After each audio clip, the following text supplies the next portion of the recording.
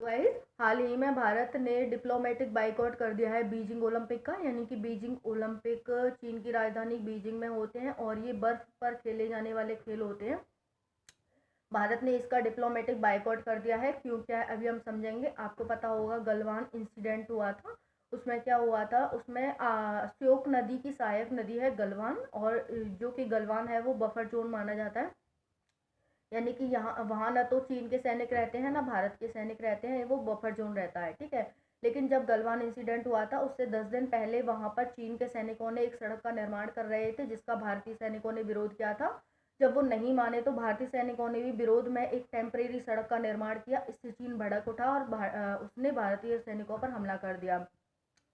और जो गलवान नदी है उसमें ठंडा पानी बहता है, तो उसमें बहकर के काफ़ी सैनिकों की मृत्यु हो गई थी, ठीक है। तो चीन ने बताया था कि हमारे 4 सैनिकों की मृत्यु हुई है, और बोला था कि भारत के हमसे 5 गुना अधिक सैनिकों की मृत्यु हुई है, ठीक है। तो उस टाइम पर तो कुछ नहीं था।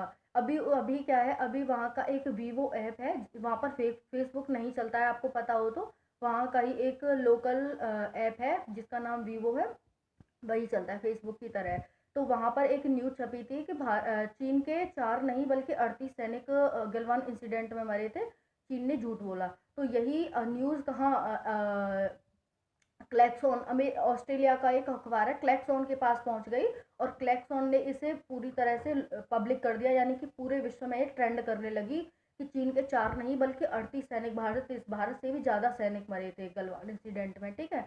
तो जब ये बात चली तो भारत को पता चली, तो भारत को इससे बहुत बुरा लगा और भारत ने इसका डिप्लोमेटिक बाइकआउट कर दिया। और भारत ने ही 17 देशों ने इसका डिप्लोमेटिक बाइकआउट किया है, सिर्फ 32 देशों ने इसमें भाग लिया है।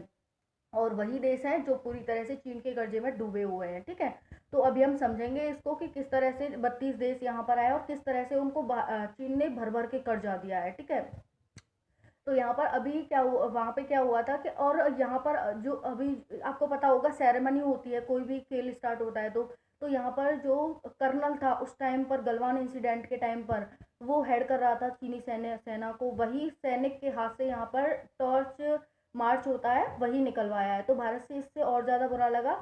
उसने ये दिखाया है अपनी जनता को, क्योंकि जनता बहुत ज़्यादा, जब जनता को वहाँ पता चला तो जनता बहुत अग्रेसिव हुई कि ये कैसा है, कैसा नेता है, यानी कि कैसा राष्ट्रीय नेता है जो अपने शहीदों के प्रति भी श्रद्धांजलि व्यक्त नहीं कर सकता, उनको बता भी नहीं सकता कि हमने इतने सैनिक हमारे शहीद हो गए हैं, ये गौरव से बोल भी नहीं सकता है गर्व से, ठीक है। तो इसी वजह से उसी कर्नल से इसने टॉर्च मार्च निकलवाया, ताकि लोग समझे कि हाँ हमारा जो नेता है वो शी जिनपिंग है, वो कितना शहीदों की या फिर अपने सेना की कितनी ज़्यादा इज्जत करता है, ठीक है। और वहीं दूसरी तरफ भारत अपने शहीदों को प्रति इतनी श्रद्धांजलि व्यक्त करता है, ठीक है। तो यही डिफरेंस है चीन में और भारत में कि चीन खुलकर अपने शहीदों के प्रति बोल भी नहीं सकता, नमन भी नहीं कर सकता उनको, ठीक है, विश्व में खुल करके। और भारत है कि अपने शहीदों को इतनी सराह पर रखता है, ठीक है। तो यही डिफरेंस है, ठीक है। तो ये हुआ था।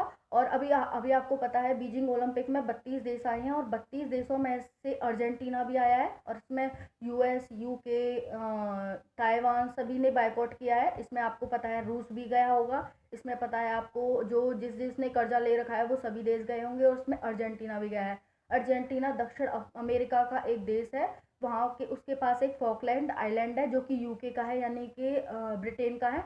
और आपको पता है ब्रिटेन है वो 4 द्वीपों से मिलकर के बना है, Wales, Scotland, England and Ireland, ठीक है।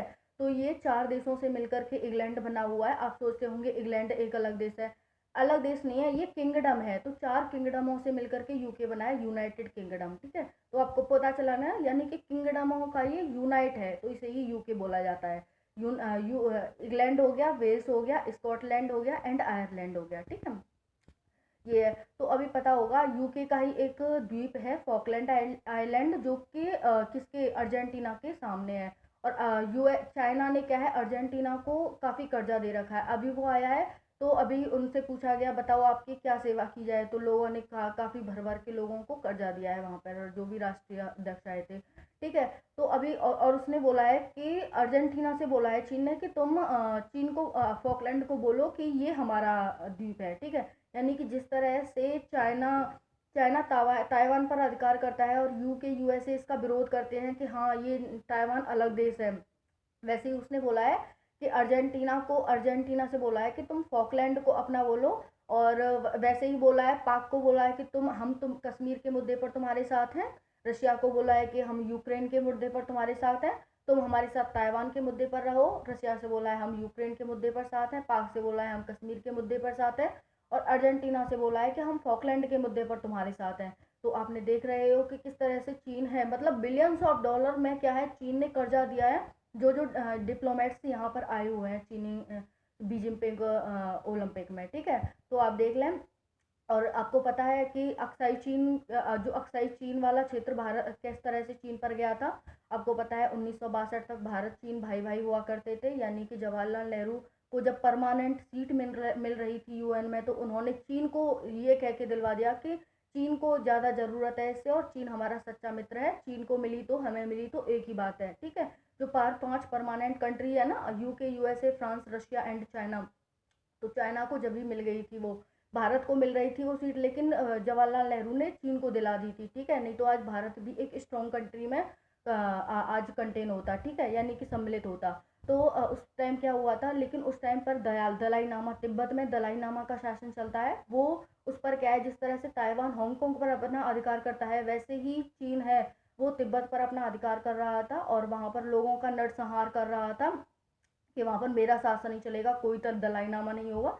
तो दलाई नामा भाग करके भारत के हिमाचल प्रदेश में आ गए थे, यानी कि भारत ने शरण दे दी थी। इसी बात से चीन को बहुत बुरा लगा था। चीन ने भारत पर आक्रमण कर दिया 1962 में, और उस टाइम पर ही अक्साई चीन को अपने कब्जे में कर लिया, यानी कि वहाँ पर उसने अपनी सेना को अंतिम स्टेज माना और वहाँ पर रोक लिया, और वह उसी पर अपना अधिकार कर लिया। तो अक्साई चीन तो चीन के पास इस तरह से 1962 में चला गया।